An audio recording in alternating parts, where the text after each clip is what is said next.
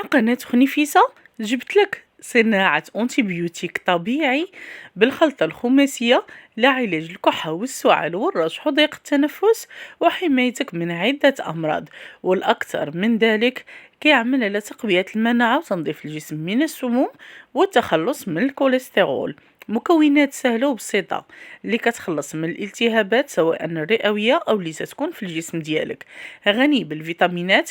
وأجي نتعرف على المكونات والمقادير وطريقة التحضير في دقائق معدودة، وأكيد الوصفة من أول استعمال غتعطيك النتيجة صالحة للكبار والصغار.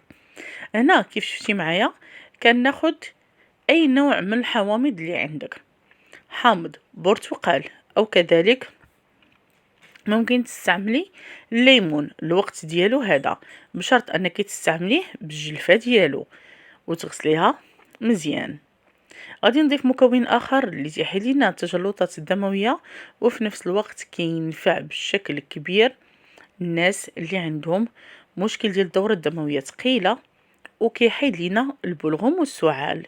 الكركم او الخرقوم البلدي دائما تناخدوه يكون طري ونقطعوه كيف شفتوا معايا. غادي ناخد هاد اللور ديال الحامضه وغدا نقطعها، غادي ناخد منها غير طريف لان الليمون كنت درت منه كميه اللي شويه كثيره، يعني انا بغيت هذيك المروره اللي كتقضي بشكل كبير على الفيروسات والميكروبات خاصه الانفلونزا وكورونا في هذا الوقت بالذات.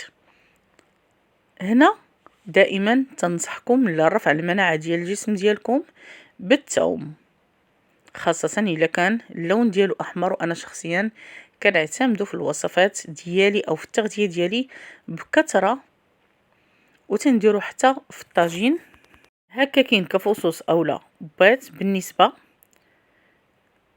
للوليدات ديالي. قرعة زجاجية اللي تكون صغيرة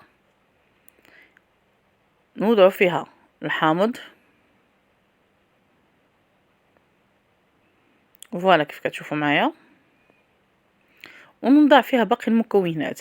غادي نضيف عليها واحد المعلقه كبيره ديال الزعتره اللي تكون بلديه، وغادي نضيف عليها كذلك ملعقه صغيره من فليول اللي بلدي.